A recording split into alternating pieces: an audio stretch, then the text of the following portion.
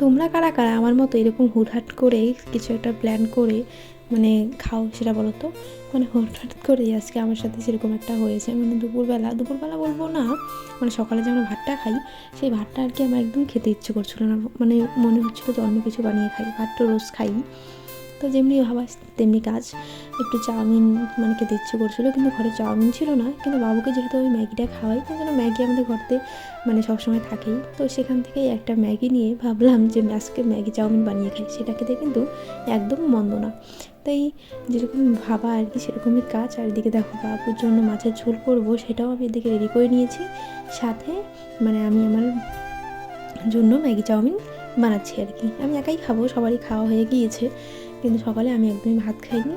তার জন্য হুট করে এই প্রোগ্রাম। আর ম্যাগির সাথে মানে একটু পাস্তাও কিন্তু ছিল, মানে যে রোল পাস্তাটা হয় না, সেটা মানে অল্প একটু ছিল। তো প্রথমে ভেবেছিলাম যে একাই খাবো, কিন্তু দেখো ভাজা টাজার পরে আর কি সবজি টবজি দিয়ে, মানে সবজি বললেও ভুল, পেঁয়াজ টেয়াজ দিয়ে ডিম দিয়ে করার পরে মানে অনেকটাই হয়ে গিয়েছিলো। তো ভাবলাম যে মাকেও একটু দিই।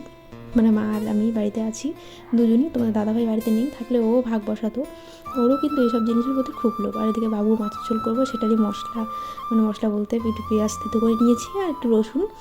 তো এদিকে মা রান্না বাড়া মানে চাপাচ্ছে, আর আমরা দিকে খেয়ে নিচ্ছি। তো আজকের মতো টাটা।